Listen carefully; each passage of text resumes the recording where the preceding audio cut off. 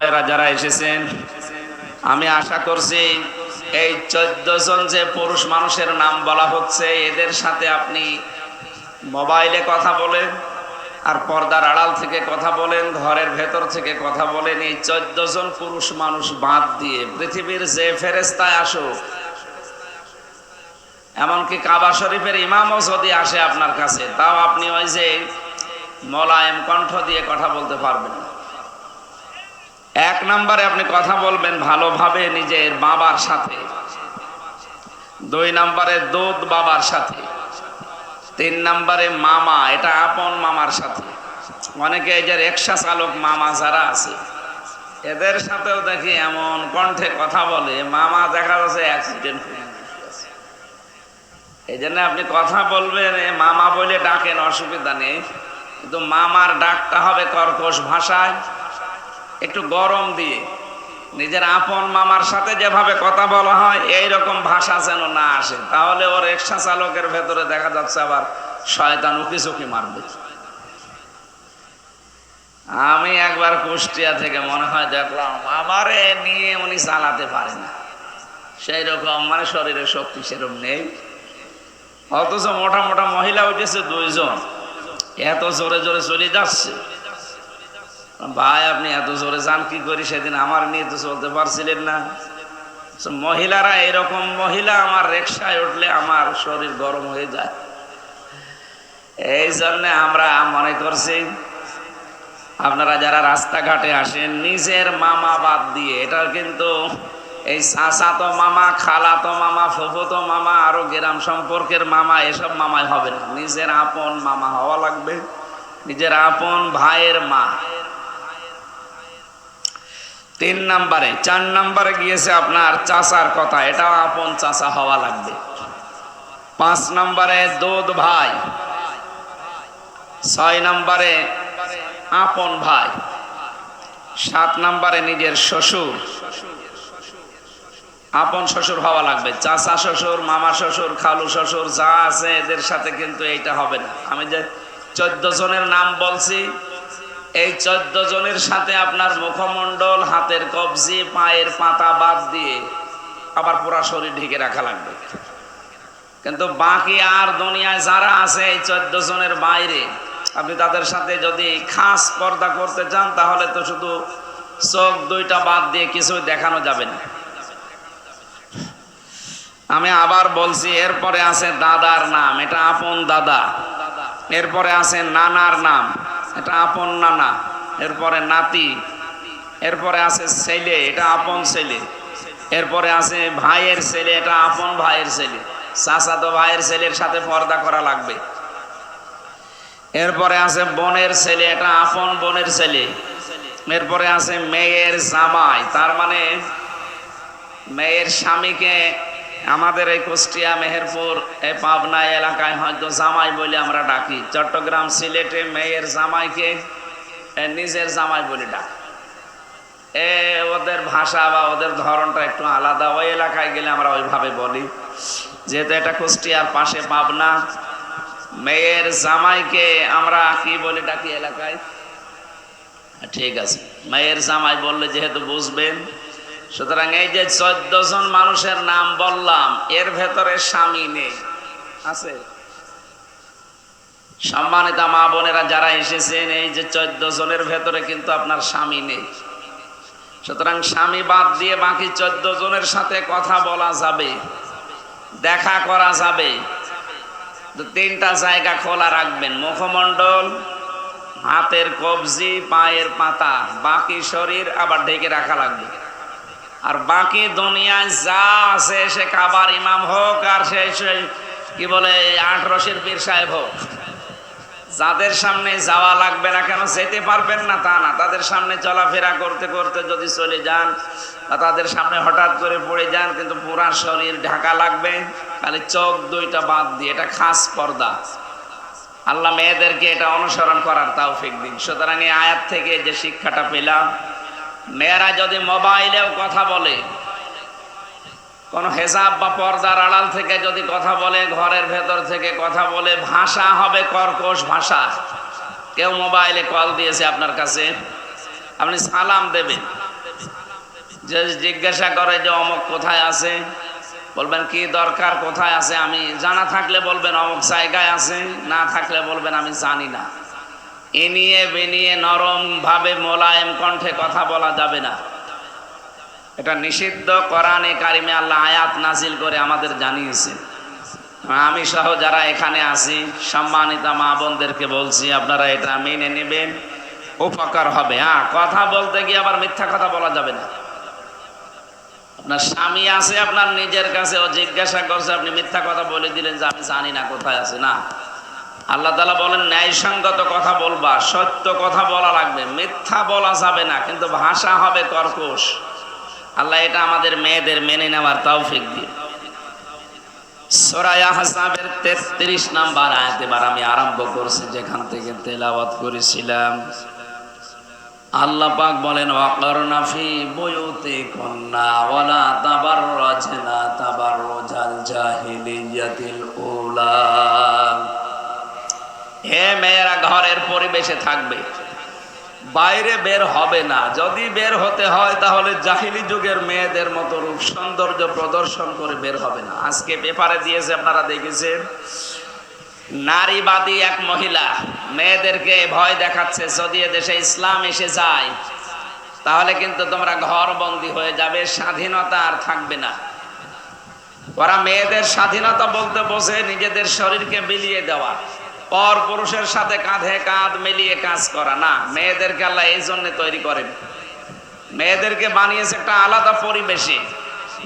আপনি ঘরের ভেতরে থাকবেন বলে একেবারে জালানা দরজা আটকিয়ে তালাবদ্ধ করে পড়ে থাকবেন, বিষয়টা এমন না। ঘরের ভেতরে যেমন জালানা আছে, দরজা আছে, ভেন্টিলেটর আছে, বাইরে যদি যেতে হয় এইরকম একটা পরিধান করবেন পোশাক, যার জালানা দরজা ভেন্টিলেটর আছে, এরকম পোশাক পরে আপনি বাইরে যাবেন। কিন্তু জাহিলি যুগের মেয়েদের মতো পোশাক যেন না হয়। তাফসির মনিরের ভেতরে এই জবাব দিয়েছিল, জাহিলি যুগের মেয়েদের পোশাক কিরকম ছিল। মুজাহিদ রহমতুল্লাহ আলাইহি তিনি বলেন, জাহিলি যুগের মেয়েদের পোশাক ছিল, তারা এই গলা থেকে শুরু করে একেবারে পা পর্যন্ত একটা পোশাক পরতো, কিন্তু মাঝখানে পুরাটা থাকতো তাদের চেরা, মানে ফাঁকা থাকতো। তাদের এই লজ্জাস্থান, তাদের স্তন পর্যন্ত মানুষের সামনে পরিস্ফুটিত হয়ে থাকতো, মানুষ যেন আরো আকর্ষণ হয়। বিশ্বনবী মুহাম্মদুর রাসূলুল্লাহ এসে তাদের পোশাকের যে মাত্রা, কিভাবে পোশাক পরা লাগবে মেয়েদের, এই আয়াতের তাফসিরে সূরা আহজাবের 59 নম্বর আয়াতে আল্লাহ সে ব্যাখ্যা দিয়েছেন। আমরা সেদিকে যাচ্ছি। তাবাররুজ করে বাইরে যাওয়া যাবে না, এটা আল্লাহর নির্দেশ। মেয়েরা যারা এসেছেন, তাবাররুজ কি, কাকে বলে, এটা কয় প্রকার, কোনটা কোনটা তাবাররুজের ভেতরে পড়ে, আর এটা যদি সত্যি তাবাররুজ আপনার জীবনে আসে, আপনার জন্য জান্নাত তো দূরের কথা, মেয়েদের জন্য জান্নাতের ঘ্রাণও জুটবে না। তাফসিরে খাসেন মুফাসসির লিখেছেন, কোন মহিলা যদি তাবাররুজের তিনটার একটা নিজের ভেতরে আনে, তাবাররুজের প্রথম অর্থে তিনি দিয়েছেন, মেয়েরা রাস্তাঘাটে আসলে তাদের পোশাক হয়ে যায় ৮-৬০, ছোটখাটো পোশাক পরে। এই যে ছোট পোশাক পরা মেয়েদের জন্য ৮-৬০, বিশেষ করে চোস পায়জামা যারা পরে, এটা ইসলামে নিষিদ্ধ, জায়েজ নেই। এই জন্য মেয়েরা যারা এসেছেন, সে যে বয়সের মেয়ে হোক, সম্মানিত মা বোনেরা, আপনার মেয়ের বয়স আমার মনে হয় সর্বোচ্চ ৭ বছর। ৭ বছরের আগে যে পোশাক তাকে পরাবেন, অসুবিধা নেই। কিন্তু ৭ বছরের পর থেকে একেবারে মরণ পর্যন্ত, বিশেষ করে ৬০ বছর পর্যন্ত, এই বয়সটায় মেয়েদের জন্য চোস পায়জামা পরা, ৮-৬০ পোশাক পরা হারাম, জায়েজ নেই। মেয়েদের পোশাক হবে ঢিলা ঢালা।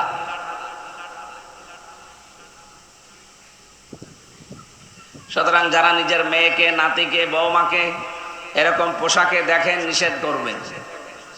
আপনার কন্ট্রোলের ভেতরে যদি থাকে, আর যদি আপনার আয়ত্তের বাইরে থাকে, আপনি এর জন্য জবাবদিহি করা লাগবে না। কিন্তু নিষেধ, সৎ কাজে আদেশ, অন্যায় কাজে নিষেধ করা, এটা আমাদের ইমানদারের গুণ। আমরা এটা অর্জন করব এবং বাস্তবে প্রতিফলন করব ইনশাআল্লাহ। নিজেরা তো এরকম পোশাক আশাক করবেই না, যারা আয়ত্তে আছে তারা যেন না পড়ে।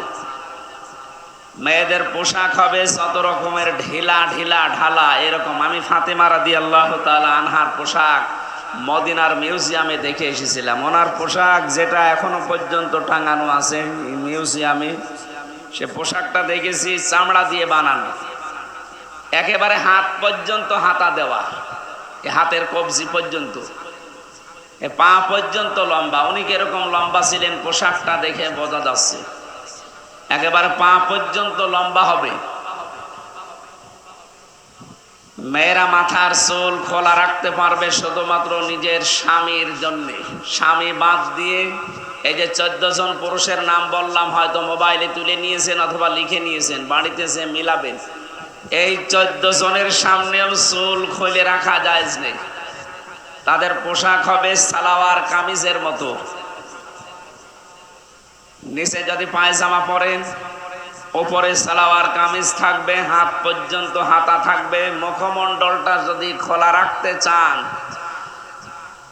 খাস পর্দা যারা করে তাদের জন্য জায়েজ নেই। রুখসত যারা করে ছাড় দেওয়া আছে যাদের জন্য, তারা যদি মুখমণ্ডল খুলে রাখতে চান, এটা ছাড় দেওয়া আছে তাদের জন্য, আপনি পারেন।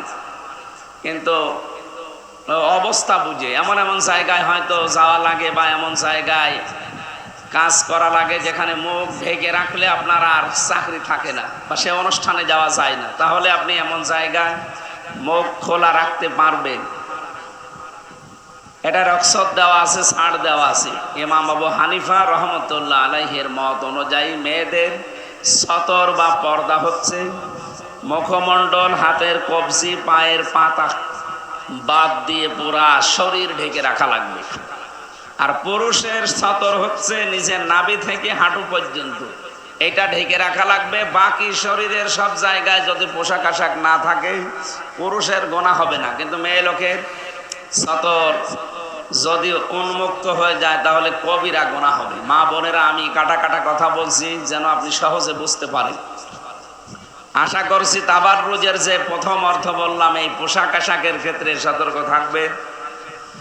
দ্বিতীয় নম্বরে, হ্যাঁ, পোশাক আপনার দামি হওয়া লাগবে না, বিষয়টা এমন না।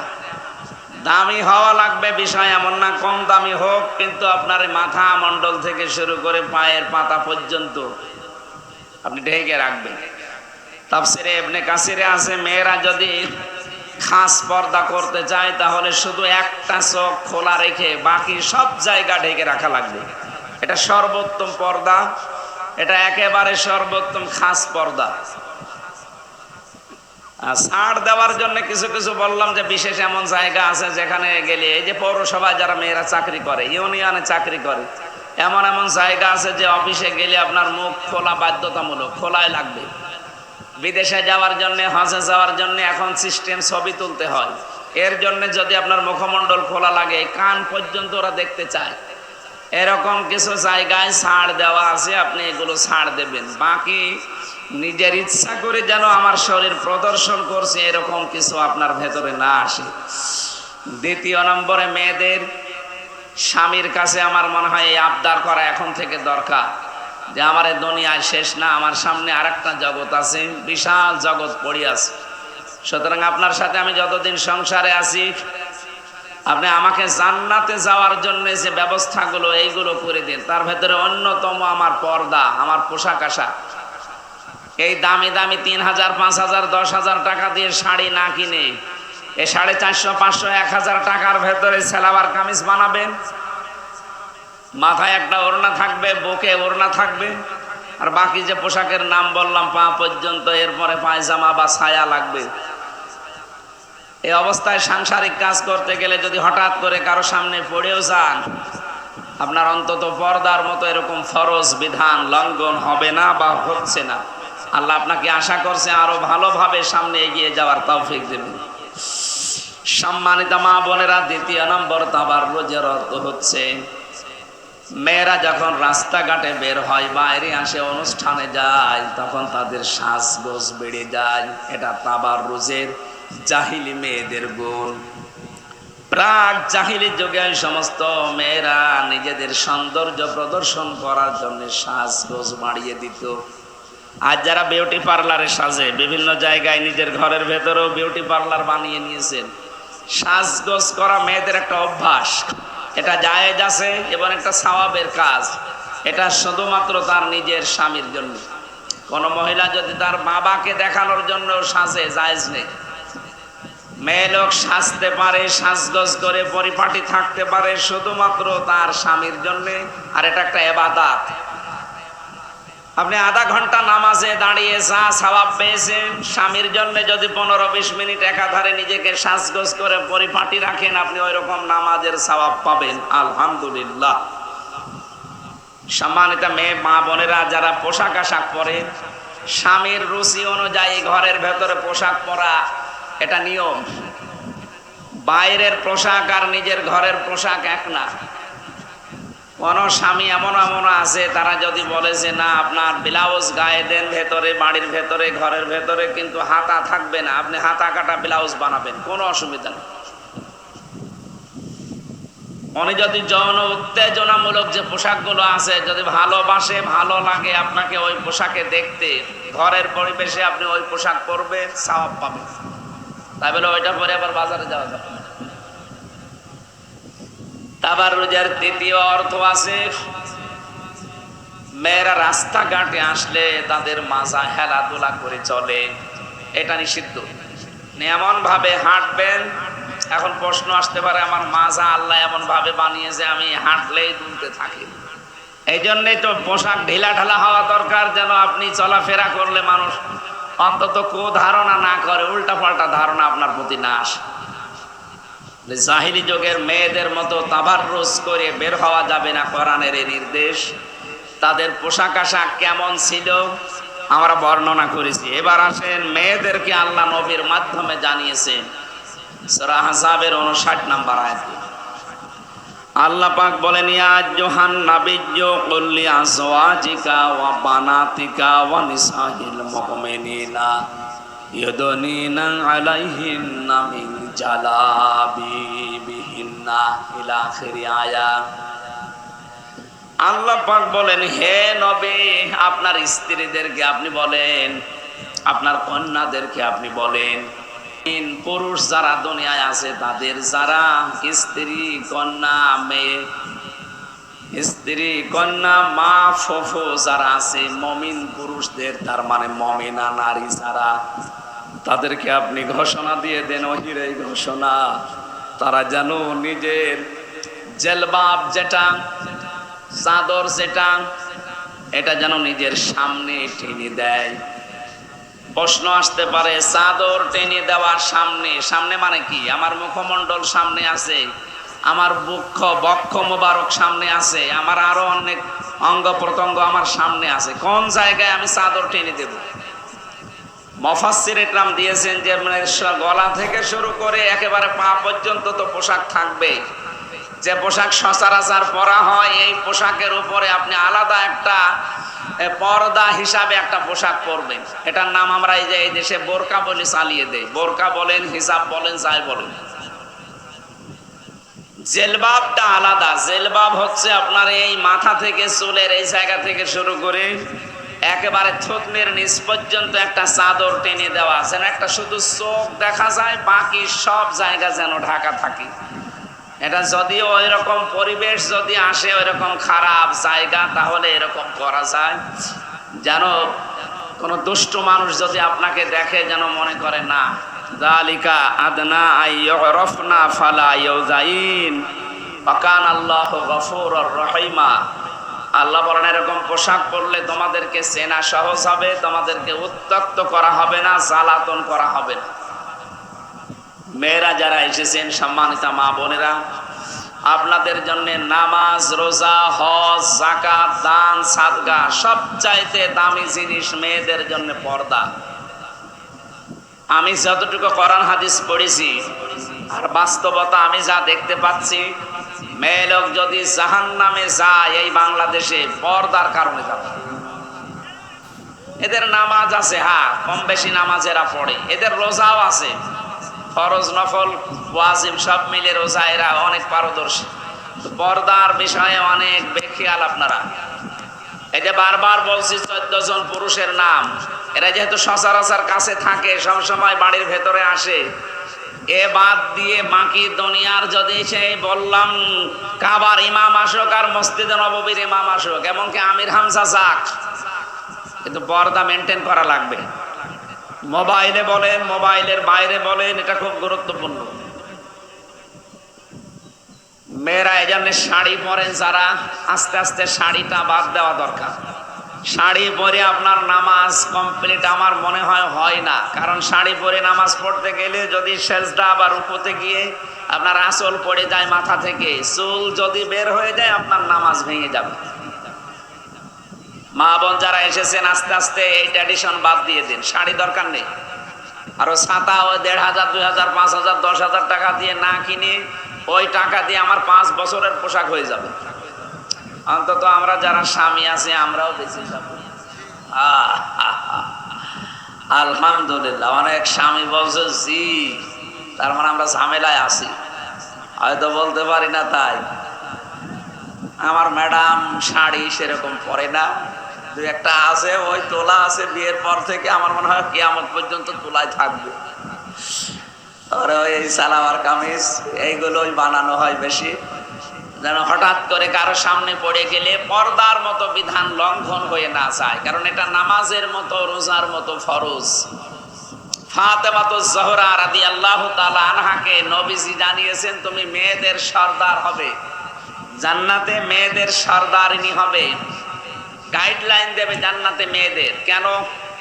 এই দুনিয়াতে সবচাইতে বেশি তিনি গুরুত্ব দিতেন দুইটা জিনিসের, ১ নম্বরে পর্দা, ২ নম্বরে স্বামীর সেবা বা স্বামীর হুকুম মানা, আনুগত্য করা।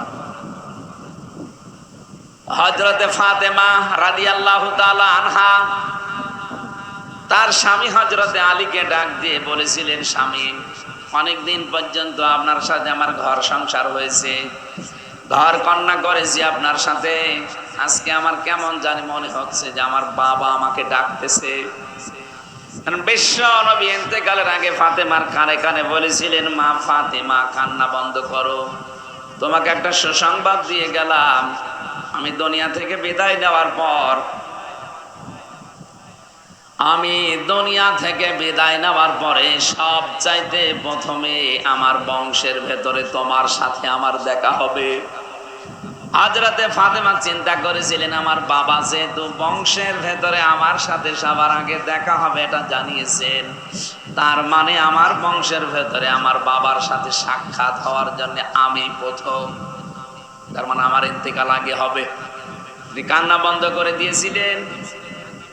স্বামীকে এজন্য শরীর খারাপ হলেই বলতেন, স্বামী আমার মনে হয় সময় আমার আর নেই, আপনার কাছে আমি বলি আমি যখন মারা যাব, ছেলের কথা বলেন না, এই যে আমার ছোট ছোট ছেলে আছে, এই ছেলেগুলো তুমি কি করবা, তুমি কি আর একটা বিয়ে করবা না? তিনি বলেছিলেন, স্বামী তুমি যা করো ওটা তো তোমার হিসাব দেওয়ার বিষয়, কিন্তু আমি মারা গেলে আমার লাশটা তুমি তাড়াতাড়ি করে রাতের বেলায় খবর দিয়ে দিও, বেশি মানুষ দরকার নেই ডাকার। হযরতে আলী বললেন, কেন? দিনের বেলা হলে, বেশি মানুষ হলে সমস্যা কি? ফাতেমাতুজ জোহরা রাদিয়াল্লাহু তাআলা আনহা বলেছিলেন, স্বামী আমার দিনের বেলা যদি আমার লাশটা ধোয়ানোর পরে পোশাক আশাক পরানোর পরে কাফন দাফন দেওয়ার পরে যদি আপনি রেখে দেন, হয়তো মানুষ এসে আমার লাশের দিকে তাকিয়ে বলবে, নবীর মেয়ে এরকম লম্বা ছিল, এরকম মোটা ছিল। এটা আমার পর্দা লঙ্ঘন হতে পারে। পর্দার ব্যাপারে আমি বড় সচেতন, এই জন্য বারবার করে বলছি বেশি মানুষ ডাক দেওয়ার দরকার নেই। এই জন্য এলাকায় যারা মেয়েরা মারা যায়, অনেক স্বামী আছে, ছেলে আছে, এরা মাইকিং করে। মাইকিং করার পরে দেখা যাচ্ছে ২,০০০, ৫,০০০, ১০,০০০ মানুষ হয়, লাশটা সামনে রাখার পরে বলে শেষ দেখা, একটু দেখে নি, একটু মুখ খুলে দাও, লাইন ধরে দেখতে দেখতে যায়। এটা যে হারাম কাজ। আরে ভাই, ওই ১৪ জন বাদ দিয়ে কি আমি ওই ১৪ জনের ভেতরে আছি যে আমারও তার মুখ দেখা লাগবে? মেয়ে লোক যদি মারা যায়, এই যে আশপাশ প্রায় ১, ১.৫, ২, ৩ গ্রামের লোকজন আসে, সে নারী পুরুষ একেবারে ঝাঁকে ঝাঁকে এসে এই মরা মানুষটাকে দেখতে থাকে, এটা জায়েজ নেই। সম্মানিত মা বোনেরা, খুব হেফাজতে থাকবেন এই বিষয়টা থেকে। যে মারা গেছে ওর ভেতরে যদি ওই ১৪ জন ভালো করে আপনি নোট করে রাখেন বা মোবাইলে তুলে রাখেন, এই 14 জনের বাইরে কেউ তাকে দেখতে যাবেন না। আপনি দেখে কি করবেন? ও শেষ বিদায় নিয়ে আর প্রথম বিদায় নিয়ে আপনার দরকার কি? শেষ বিদায়ের নাম বলে আপনি তাই বলে কবিরা গুনাহ করবেন? আশা করছি এই এলাকায় যদি কেউ মারা যায়, মেয়েরা যে ঝাঁকে ঝাঁকে দল বেঁধে যান, এটা বন্ধ করেন। কোনো দরকার নেই এটাই। আপনি যদি ওই 14 জনের ভেতরে পড়েন তাহলে আপনি যাবেন। হ্যাঁ, 14 জন পুরুষের জন্য, একটা পুরুষের জন্য আবার 14 জন মহিলাকে দেখা জায়েজ আছে। তার বাইরে কোনো মহিলার জন্য তার দেখা সাক্ষাৎ জায়েজ নেই। যদি হয় তাহলে কর্কশ ভাষায়, কণ্ঠ যেন মোলায়েম না হয়, এমন ভাষায় কথা বলা লাগবে যে ভাষা শুনলে ওর ভেতরে যদি শয়তান কুকি ঝুঁকি মারে, ও যেন কন্ট্রোল হয়ে যায়। আজ হাজারো মানুষের মন মানসিকতা নষ্ট করার পেছনে মেয়েদের এই কণ্ঠস্বর দায়ী। এই যে কিছুদিন আগে আপনারা জানেন সালমান এফ রহমান, এ দরবেশ, এত বড় আল্লাহর ওলি, অথচ ওর জীবনী বের হচ্ছে। ও একজন ব্যবসায়ীর বউকে এই টক শো করতে গিয়ে তার সাথে মোলায়েম কণ্ঠে কথা বলার কারণে এত বড় একটা দরবেশের মতো মানুষও তার অন্যের স্ত্রী জোর করে বাদ দিয়ে হোক, জোর করে নিয়ে এসে হোক, বিয়ে করে সংসার চালাচ্ছে। নাউজুবিল্লাহি মিন যালিক। সেই লোকটা তো আর নিজের ইচ্ছা করে তালাক দেয়নি, যদি দিয়ে থাকে তাকে আপনি জোর করে দিয়েছেন। সুতরাং এই যে এই মহিলাটা নিজের কণ্ঠ দিয়ে, নিজের শরীর দিয়ে, রূপ সৌন্দর্য দিয়ে এমন ভাবে দরবেশকে আকৃষ্ট করেছে, দরবেশ শেষ পর্যন্ত তার স্বামীর কাছ থেকে তাকে কেড়ে নিয়ে, এটা তামাম দুনিয়ায় এখন ছড়িয়েছে।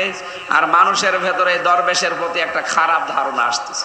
একটা দরবেশ এত বড়, এত বয়স্ক মানুষ যদি এই কাজ করে, আপনি কার সাথে, কোন বয়সী মানুষের সাথে কি মোলায়েম কণ্ঠে কথা বলছেন? শয়তান তো বসে নেই, শেষে কিন্তু জেনার দিকে নিয়ে চলে যাবে।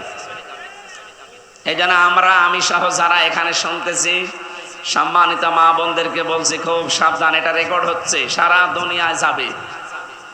প্রত্যেকটা মুসলিম পরিবারে যারা আছেন, বসবাস করেন, সে মা হোক, মেয়ে হোক, বোন হোক, ফুফু হোক, চাচি হোক, প্রত্যেককে আমি আহ্বান জানাচ্ছি, এই যে পারিবারিক জীবনে, আমাদের সামাজিক জীবনে যে বিষয়গুলো ঘটে অনাকাঙ্ক্ষিতভাবে, কিছু মনেই করে না, এটা যেন সাবধান থাকে। ফাতেমাতুজ জোহরা তিনি বলেছিলেন, রাতের বেলা আমারে মাটি দিয়ে দিও। বেশি মানুষকে ডাক দেওয়ারও দরকার নেই, বেশি মানুষকে দেখানোরও দরকার নেই, কারণ আমার মরণের পরেও যেন পর্দা ঠিক থাকে, এটা আমার খুব জরুরি। আল্লাহ খুশি হয়ে তাকে জান্নাতের নেত্রী বানিয়ে দিয়েছে। আমরা যদি ওই নেত্রীর পেছনে কর্মী হয়ে কিয়ামতে জান্নাতে থাকতে চাই, অন্তত তার মতো এই আচরণগুলো দুনিয়ায় দেখানো দরকার। মেয়েদেরকে আল্লাহ ফাতেমাতুজ জোহরাকে অনুসরণ করার তৌফিক দেন, আমিন। আল্লাহ রাব্বুল আলামিন বলেন, ওয়াকিমনাস সালাতা ওয়া আতিনাস যাকাতা ওয়া আতিউনাল্লাহা ওয়া রাসূলা। হে মেয়েরা, নামাজ কায়েম করবে, তোমরা যাকাত আদায় করবে, আল্লাহ এবং রাসূলের আনুগত্য করবে। প্রশ্ন আসতে পারে, হুজুর, নামাজ কায়েম করা এটা তো রাষ্ট্রের ব্যাপার, এটা তো পুরুষ মানুষের ব্যাপার। হ্যাঁ, এটা পুরুষের জন্য আল্লাহ দায়িত্ব দিয়েছেন, কারণ পুরুষ মানুষ নেতৃত্বে থাকবে, পুরুষ মানুষ রাষ্ট্র সমাজ চালাবে, তাদের কাজ এটা। কিন্তু আমাদের দেশের যে সিস্টেম এখন, রায় লাগে, সমর্থন লাগে, ভোট লাগে, সাপোর্ট লাগে, এটা যেহেতু শুধু পুরুষ মানুষের ভোটে একজন মানুষ নেতা হতে পারে না, নেতৃত্ব দিতে পারে না, নামাজ কায়েমের জন্য যারা সংসদে যেতে চায় তাদের এমপি হওয়া লাগে। সামনে যদি এরকম মেয়র বলেন, উপজেলা চেয়ারম্যান বলেন, এমপি বলেন, মন্ত্রী বলেন, যারা সংসদে আইন পাশ করবে, এই নামাজের বিল আনবে, এই জন্য যদি আপনি পুরুষ মানুষের ভোট লাগে, মেয়েদেরও ভোট লাগবে, রায় লাগবে। আপনি নামাজ কায়েম নিজে যেমন করছেন, এটা পরিবারে, সমাজে এবং রাষ্ট্রে যেন কায়েম হয়, তার জন্য আপনার ভূমিকা লাগবে। এই জন্য সামনে এরকম ভূমিকা পালন করার সময় আসতেছে। আল্লাহওয়ালা এরকম কোন মানুষ যারা নামাজ কায়েম করতে পারে, সে যদি আপনার আত্মীয় নাও হয়, আপনার স্বামীর আত্মীয় নাও হয়, আপনার নিজের দল যা করেন ওই দলের লোক যদি নাও হয়, সে যেহেতু নামাজ কায়েম করবে, তাকে আপনার রায় দেওয়া লাগবে। সাপোর্ট করা লাগবে, সমর্থন দেওয়া লাগবে, ভোট দেওয়া লাগবে। এটা আপনি মনে করবেন আমি নামাজ কায়েম করার জন্য সাহায্য করলাম। ওই লোকটা যদি আপনার রায় পেয়ে এমপি হওয়ার পরে সংসদে নামাজ কায়েমের জন্য একটা বিল উনি উত্থাপন করে যে আমি নামাজ কায়েম চাই, এরকম যদি 151 জন হয়ে যায়, এই দেশে যদি রাষ্ট্রীয়ভাবে নামাজ কায়েম হয়ে যায়, বিশ্বাস করেন কিয়ামত পর্যন্ত আপনি কবরে শুয়ে শুয়ে নামাজ পড়ার সওয়াব পাবেন। এই জন্য নামাজ কায়েমের দায়িত্ব যেমন পুরুষের আছে, মেয়েদেরও আছে। আর সেই সুযোগ সামনে আসতেছে। মেয়েদের জন্য সবচাইতে বড় আমানত হচ্ছে স্বামী যখন বাইরে চলে যাবে তার সম্পদ এবং সন্তান এগুলোকে যেন দ্বীনের পথে রাখা যায়, সর্বাত্মক চেষ্টা করা। সম্মানিত মা বোনেরা, জান্নাতের যে 8টা দরজা মেয়েদের জন্য আল্লাহর নবী জানিয়েছেন খোলা থাকবে। খুব বড় বড় কাজের জন্য বলেননি, একেবারে সিম্পল যেগুলো আমরা সচরাচর করি। 5 ওয়াক্ত নামাজ আদায় করা নির্ধারিত সময়ে। এখানে বহু পুত্রবধূ বসে আছেন, বহু বোন বসে আছেন, বহু বউ বসে আছে অনেকের। তারা এই যে গোসল ফরজ হয়ে যাওয়ার পরে লজ্জার কারণে ফরজ গোসল করতে চান না। ফজরের নামাজ বাদ দিয়ে সকাল 9টা, 10টা, 11টা, 12টা একবারে গোসল করে জোহর আর ফজরের নামাজ একসাথে পড়েন না, আপনার গুনাহ হবে। ইচ্ছা করে যদি এরকম লজ্জা করে কেউ এই কাজ করে তার কবিরা গুনাহ হবে। কিসের লজ্জা?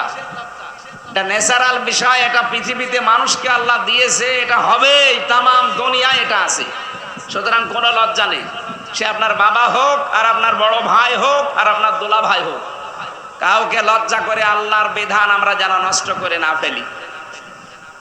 গোসল যদি ফরজ হয়ে যায় মাস্ট বি, যদি আপনি টের পেয়ে যান ফজরের নামাজের আগে, মাস্ট বি আপনাকে গোসল করাই লাগবে। এখন মহিলাদের চুল যেহেতু বড় বড় থাকে, এমনও মহিলা আছে যদি চুল ভেজা থাকে তাহলে সে অসুস্থ হয়ে যায়। সম্মানিত মা বোনেরা, এরকম যদি পরিবেশ সামনে আসে যে আপনি পানি ব্যবহার করলে বা মাথায় দিলে চুল ভেজা থাকলে আপনি আরো অসুস্থ হয়ে যাবেন, আরো অসুস্থ হয়ে যাবেন, তাহলে আপনার গোসল করার দরকার নেই, আপনি তায়াম্মুম করে নেবেন। পবিত্র মাটির দ্বারা বা মাটি জাতীয় কোনো বিষয় দ্বারা তায়াম্মুম করার নিয়ম হচ্ছে একবার নিয়ত করবেন যে আল্লাহ আমি তায়াম্মুমের দ্বারা পবিত্রতা অর্জন করতে চাচ্ছি। দ্বিতীয় নম্বর, মাটির উপরে হাত এভাবে থাবা দিয়ে মারবেন, এরপর এভাবে ঝাড়া দিয়ে ফেলে দেবেন মাটিগুলো। যদি কিছু ধুলাবালি লেগে থাকে মুখমণ্ডলে এভাবে পুরা মুখমণ্ডল মাসে করবেন। হাতের তালু থেকে শুরু করে এই কোনই পর্যন্ত এভাবে একবার ঘোরাবেন। যদি 3 বার করেন সুন্নাত আদায় হবে, একবার করলে ফরজ আদায় হয়ে যাবে। এই তো হয়ে গেল আমার। যদি এভাবে আপনি সারা জীবন অসুস্থ থাকেন, সারা জীবন যদি গোসল ফরজ হয় তায়াম্মুম করে আপনার নামাজ হবে, কিন্তু নামাজ বাদ দেওয়া যাবে না। লজ্জার খাতিরে এটা যারা করেন আজকে থেকে বাদ দিয়ে দেবেন, কোনো লজ্জা নেই। 5 ওয়াক্ত নামাজ যেখানেই থাকেন, যে অবস্থায় থাকেন, গাড়িতে আছেন, যদি সেজদা দেওয়ার জায়গা না থাকে ইশারায় পড়বেন যে আমি এখন রুকু করছি, এখন সেজদা করছি। মেয়েদের সন্তান যখন আসে প্রথমে পানি দেখা যায় জরায়ুতে। নবীজি বলেন এই অবস্থায় যদি সন্তানের মাথা দেখা যাচ্ছে ওরে তোলার ভেতরে বিছিয়ে বলো যে নামাজ পড়। ফরজ নামাজের এত গুরুত্ব, অথচ হাঁসের খাবার দিতে দিতে উনি মাগরিবের নামাজ বাদ দিয়ে দিয়েছে। আশা করছি নামাজের এই গুরুত্বটা দেবেন, আল্লাহ আপনার গুরুত্ব দেবে। মুসা নবী আলাইহিস সালামের জামানায় একটা কাহিনী পড়েছিলাম তাফসিরে। আল্লাহ পাক মুসা নবীকে বললেন একটা কর্মকার এই যে কামার লোহা পেটিয়ে সোজা করে, দা খন্তি কোড়াল এগুলো বানায়, পরে তুমি জান্নাতের সুসংবাদ দিয়ে দাও। হযরতে মুসা বললেন আল্লাহ তুমি আর লোক পাওনি, কি করে সে এমন? আল্লাহ বলেন যাও দেখে আসো কি করে। বাজারে চলে গেলেন, দেখলেন বাজারের এক কোনায় এক কর্নারে বসে বসে কামার লোহা দিয়ে পিটিয়ে পিটিয়ে ছুরি বানাচ্ছে। এই যে মগরটা যখন উপরে তোলে আবার লোহার উপরে পিটায়। হঠাৎ করে নামাজের সময় হয়ে গেছে। আমাদের যেমন আজান হলে আমরা বুঝি নামাজের সময় হয়েছে, ওই সময় হয়তো একটা সিস্টেম ছিল, কারণ মুসা নবীর প্রতি 5 ওয়াক্ত না মাত্র 1 ওয়াক্ত নামাজ ফরজ ছিল, আসরের নামাজটা। এই যে কামারের কথা বললাম, লোকটা এই যে মগরটা মাথার উপর দিয়ে কামার নিচে ফেলবে, লোহার উপরে না। যেই নামাজের সময় হয়ে গেছে, পেছন দিক থেকে মগরটা ফেলে দিয়ে তাড়াতাড়ি পবিত্র হয়ে নামাজে দাঁড়িয়েছে। হযরতে মুসা বলে, রব্বুল আলামিন, যে লোকটা নিজের এই মগরটাকে মাথার উপর দিয়ে লোহা পিটিয়ে তারপরে নামাজে দাঁড়াতে পারতো, এত গুরুত্ব তোমার বিধানকে দিয়েছে যে এটা পেছনে ফেলে দিয়ে তাড়াতাড়ি নামাজে দাঁড়িয়েছে। তোমার কথা মানার জন্য যে লোকটা এত উদ্গ্রীব হয়ে থাকে, এত বেশি সচেষ্ট হয়ে থাকে, আল্লাহ তুমি তাকে জান্নাতে না দিয়ে পারো না। এই জন্য আমাদের দুনিয়ায় যত কঠিন কাজ সামনে আসুক না কেন, ফরজ নামাজটা মাস্ট বি। বিশেষ করে মেয়েরা শহরের সময়টা ঝামেলা পড়ে যায়, আসরের সময়টায় ঝামেলায় পড়ে যায়, রান্না বাড়ার করে না। যত রান্না হোক আর যা নষ্ট হয়ে যাক, ফরজ নামাজ 4 রাকাত পড়ে নেওয়াই লাগবে। যারা সফরে থাকেন মেয়েরা, নিজের বাড়ি থেকে শুরু করে 48 মাইল 77 কিলোমিটার, নিজের বাড়ি থেকে যদি 77 কিলোমিটার বা 48 মাইলের দূরত্বে কোনো জায়গায় চলে যান, এটা আবু হানিফার মত। অন্যান্য মাযহাব অনুযায়ী 15 কিলো গেলেও হবে। যদি নিজের বাড়ি থেকে 15 কিলোমিটার, আমরা যেহেতু আবু হানিফার মাযহাব মেনে চলি, এই জন্য বলছি 48 মাইল বা 77 কিলোমিটার বাড়ি থেকে বের হয়ে যদি নিজের বাবার বাড়িও হয়, না না, এখানে একটা মাসলা আছে, এই ভালো করে শুনবেন। এটা মা বোনেরা, নিজের বাবার বাড়ি যেহেতু আপনার সম্পদ আছে, এই জন্য বাবার বাড়ি যদি নিজের স্বামীর বাড়ি থেকে 100 কিলোমিটার হয়, আপনি মুসাফির না, ওখানে গেলে আপনি আবার মুকিম হয়ে গেছেন। যেখানে আপনার সম্পদ আছে স্থায়ী বসবাস করার, ওই জায়গা বাদ দিয়ে। এই যে আমি কুষ্টিয়া থেকে পাবনা এসেছি, আমার মনে হয় কুষ্টিয়া থেকে পাবনা কত কিলো, 50-55 কিলো না, আমার এখনো মুসাফির আমি হয়নি। আমি যেহেতু আজকে সেই পঞ্চগড়ে যাব বলে বের হয়েছি, বা গাইবান্ধা অথবা এদিকে চাঁপাই নবাবগঞ্জ, রাজশাহী গেলে আবার 120 কিলো হয়ে যাবে।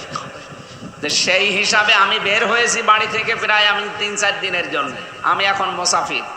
আর মেয়েদের জন্য যদি নিজের বাড়ি থেকে 48 কিলোমিটার বা 48 মাইল 77 কিলোমিটার যদি বাড়ি থেকে বের হয়ে যান, নিজের বোনের বাড়ি হোক, নিজের ভাইয়ের বাড়ি হোক, খালি বাবার বাড়িটা বাদ দিয়ে, যেহেতু সেখানে তার সম্পদ আছে এই জন্য সেটা বাদ দিয়ে, বা অন্য কোনো আত্মীয় স্বজনের বাড়িতে বেড়াতে গেছেন, এখান থেকে ঢাকায় গেছেন, তাহলে আপনি মুসাফির। আর মুসাফির অবস্থায় 2 ওয়াক্ত নামাজ একবারে আদায় করতে পারবেন, এটা আপনার জন্য একটা হাদিয়া আল্লাহর পক্ষ থেকে। জোহরের নামাজ 2 রাকাত, আসরের নামাজ 2 রাকাত, একবারে 2 রাকাত করে পড়ে নেবেন, সারা দিন আর নামাজ পড়া লাগবে না।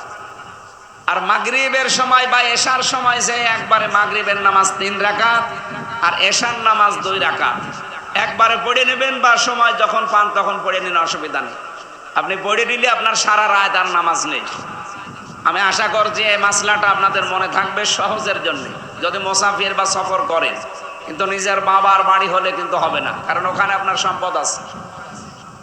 যদি স্বামী মারা যায় বা স্বামীর বাড়ির লোকজন যদি শেষ পর্যন্ত আপনাকে তাড়িয়ে দেয়, আপনার শেষ ঠিকানা আপনার বাবার বাড়ি, ওখানে আপনার সম্পদ আছে, আপনি একটা ঘর তৈরি হলেও থাকতে পারবেন, সেই হিসাবে ওখানে গেলে আপনি আর মুসাফির হবেন না। এই জন্য নামাজটা যেন আমরা বাদ না দেই, সে যে অবস্থায় থাকি। রমজানের রোজা রাখার ব্যাপারে তো বলা লাগে না, শরীর যেই দিন অসুস্থ থাকে ওই কয়টা বাদ দিয়ে বাকি রোজাগুলো তো রাখবেন। আর ওই রোজা আসার আগে যে কয়টা ভাঙা রোজা আছে এই কয়টা রেখে দেবেন।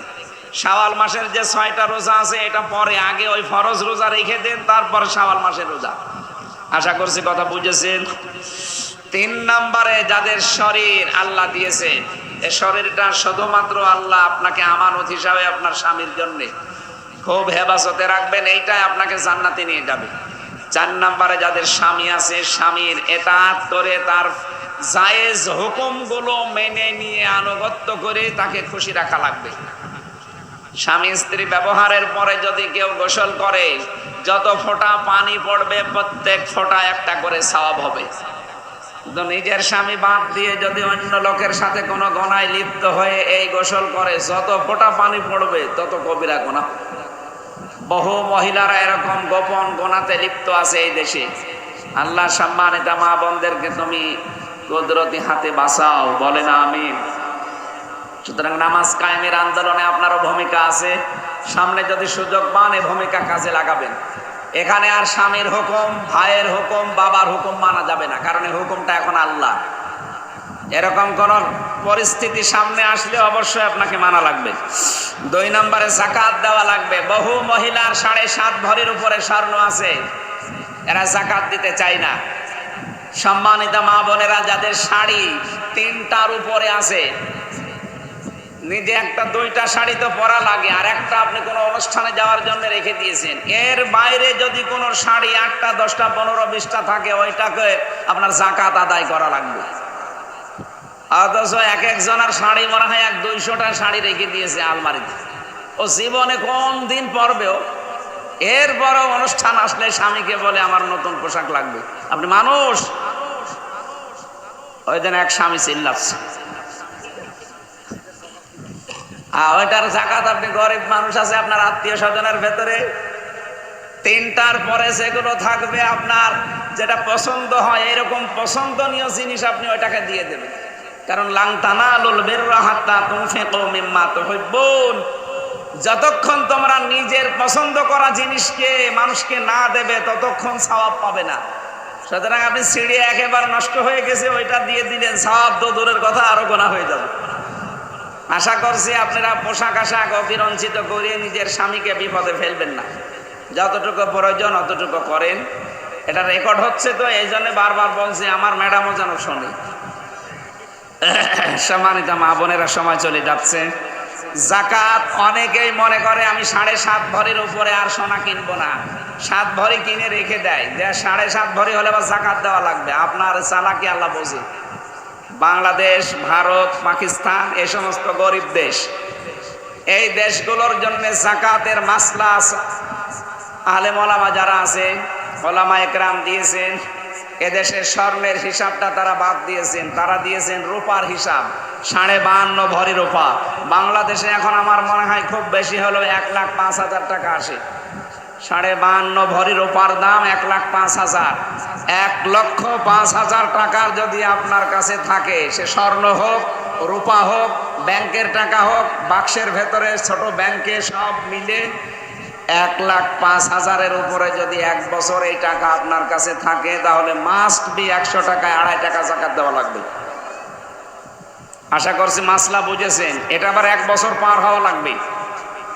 যদি 11 মাস 29 দিন পার হওয়ার পরে টাকা আপনার হাতে নেই, আপনার যাকাত দেওয়া লাগবে না। পুরা 12 মাস পার হওয়া লাগবে। 1,05,000 টাকার সম্পদ, সে সোনা হোক, রূপা হোক, ব্যাংকের টাকা হোক, আর ওই ধার দিয়ে রেখে দিয়েছেন, ওই টাকা পান আর না পান, যতক্ষণ পাবেন না ততক্ষণ না, যখন আপনি হাতে পেয়ে যাবেন তখন আপনি মালিক। মাসলাটা আবার বলছি, যাকাতের নিয়ম হচ্ছে 52.5 ভরি রূপার দাম অনুযায়ী যা সম্পদ হয়, এই সম্পদ আপনার কাছে 1 বছর থাকা লাগবে। কিন্তু এটা আবার ব্যবহারিক জিনিস হলে হবে না। আপনি নাকে, কানে, গলায়, হাতে, পায়ে যে জিনিসগুলো ব্যবহার করেন, এগুলো বাদ, এগুলোর যাকাত নেই।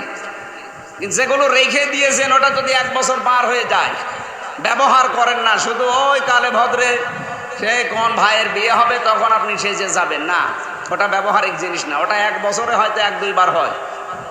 তাহলে আমি বললাম নিজের মুখের, কানের, অনেকে আবার এখন এই যে নাকের ভেতরে 2 নাক ফোড়ায়, ঠোঁটের ভেতরে দিচ্ছে, আরো বাকি জায়গা কত জায়গায় ব্যবহার করছে।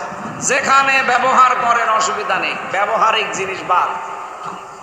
একটা মোটর সাইকেল আছে আপনার, একটা সাইকেল আছে, অথবা ব্যবহারিক একটা কার, গাড়ি আছে, এটা বাদ। ব্যবহারিক জিনিসপত্র বাদ দিয়ে যেগুলো পড়ে আছে শুধুমাত্র, এটা যদি 12 মাস যদি পার হয়ে যায়, 100 টাকায় 2.5 টাকা হিসাব করে করে 1 লক্ষ টাকায় মাত্র 2,500 টাকা আছে। এইটা আপনাকে আল্লাহ রাস্তায় মাস্ট বি দেওয়াই লাগবে। যদি না দেন, কিয়ামতে এই সম্পদগুলো গরম করে করে আল্লাহ পিঠের উপরে, নাকের উপরে, মুখের উপরে, বুকের উপরে ছাকা দেবে, জাহান্নামের আগুনে পুড়িয়ে। আল্লাহ আমাদের মেনে চলার তৌফিক দিও। 3 নম্বরে পেয়েছি ওয়াতিউনাল্লাহ ওয়া রাসূলা, আল্লাহ এবং রাসূলের আনুগত্য করা লাগবে। ইন্নামা ইউরিদুল্লাহু লিইউযহিবা আনকুমুর রিজসা আহলাল বাইত। আল্লাহ বলেন আমি আহলে বাইত যারা আছে দুনিয়ায়, নবীর উত্তরাধিকারী কি নবীর বংশের যারা পরিবারের, এই মানুষগুলোকে আমি পবিত্র করতে চাই। তাদের শরীর, তাদের মন, তাদের পরিবার, তাদের সমাজ। আয়ুতাহহিরাকুম তাতহীরা মা ইউতলা ফি বুয়ুতিকুন্না, তোমাদের ঘরের ভেতরে যেখানে আল্লাহর আয়াত এবং রাসূলের হাদিস তেলাওয়াত হয়, এই ঘরগুলো আল্লাহর দৃষ্টিতে উত্তম। সুতরাং আপনাদের উচিত হচ্ছে নিজের স্বামী, নিজের বড় ভাই, নিজের বাবা, নিজের সন্তান, এগুলোকে যেন কোরআনের আয়াত তেলাওয়াত, রাসূলের হাদিস তেলাওয়াতের মাধ্যমে ঘরটা মিনি একটা জান্নাত বানানো যায় চেষ্টা করা। এই জন্য প্রত্যেক মহিলার উচিত তার স্বামীকে দিয়ে, তার বড় ছেলেকে দিয়ে, অথবা তার বড় ভাইকে দিয়ে, তার বাবাকে দিয়ে, যারা আপনার পরিবারে আছে এদেরকে দিয়ে প্রতি সপ্তাহে অন্তত 2 দিন আধা ঘন্টা থেকে 1 ঘন্টা কোরআনের কোনো আয়াত নিয়ে, হাদিসের কোনো বাণী নিয়ে আলোচনা করা। আল্লাহর রহমত নাজিল হবে ইনশাআল্লাহ ঘরে। আল্লাহ আমাদের তৌফিক দিন মেনে নেওয়ার। আমি মা বোনদেরকে বলছি, আপনার স্বামী পরিবারে কি আচরণ করবে আপনার সাথে, কোন আচরণ করবে, এই নির্দেশ আল্লাহ কোরআনে, নবীর হাদিসে আমরা জেনেছি। আমি জেলখানায় 3টা বছর বন্দী ছিলাম। বসে বসে এই বইগুলো লিখেছিলাম যে পারিবারিক জীবনে যে দাম্পত্য কলহগুলো আছে এগুলোর সমাধান কি করে করা যায়। এটা লিখেছিলাম 120 পৃষ্ঠা। ওটা বাইরে এসে এডিট করে এখন বাজারে দেওয়া আছে, এখানেও নিয়ে এসেছে, আমার মনে হয় এই গাড়িতে আছে। আপনি নিয়ে আপনার স্বামীকে দেবেন। আর স্বামীরা তো এখন নেই, ওরা নিয়ে মনে হয় রাতের বেলা আপনাকে দিয়েছে। একটা মেয়েদের জন্যে, একটা পুরুষের জন্য। পুরা বইটা পড়লে পুরা পরিবারটা আমার মনে হয় যদি সেট করতে পারে একটা মিনি জান্নাত হবে ইনশাআল্লাহ। আল্লাহ মেয়েদেরকে ওই যে সাদা গাড়ি থেকে যাওয়ার সময় নিয়ে যাবেন। মাত্র আমরা খরচটা রাখছি, রাতের বেলা ওরা 150 করে বলেছিল, আমাদের 150 করে, মেয়েদের টাকা পয়সা নেই, ওই মাত্র 100 টাকা করে নিয়ে যাবেন যদি টাকা থাকে, আর না থাকলে আমার